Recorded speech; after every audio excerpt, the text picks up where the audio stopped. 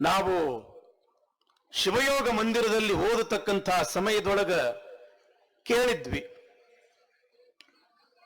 ಪಾರ್ವತಿ ಕೇಳ್ತಾಳಂತ, ಹೇ ಪರಮಾತ್ಮ, ನೀ ಎಲ್ಲಿರ್ತಿ?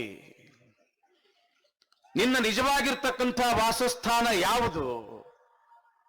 ಏನು ಈ ಕೈಲಾಸದೊಳಗಿರ್ತೀಯೋ, ಏನು ಗುಡಿಗುಂಡಾರದೊಳಗೆ ಇರ್ತೀಯೋ, ಏನು ಗಿರಿಗಂವರದೊಳಗೆ ಇರ್ತೀಯೋ ಅಂತ ಕೇಳಿದಾಗ ಶಿವ ಹೇಳದ್ನಂತ, ಪಾರ್ವತಿ, ನಾಹಂ ವಸಾಮಿ ಕೈಲಾಸೆ ನಚ ಮೇರು ಮಂದಿರೆ ಮದ್ಭಕ್ತಾ ಯತ್ರ ತಿಷ್ಠಂತಿ ತತ್ರ ತಿಷ್ಠಾಮಿ ಪಾರ್ವತಿ. ಪಾರ್ವತಿ, ನಾನು ಕೈಲಾಸದಲ್ಲಿ ಇರುವುದಿಲ್ಲ, ಗುಡಿಗುಂಡಾರದಲ್ಲಿಯೂ ಕೂಡ ಇರುವುದಿಲ್ಲ, ಗಿರಿಗಂವರಗಳಲ್ಲಿಯೂ ಕೂಡ ನಾನು ಇರುವುದಿಲ್ಲ.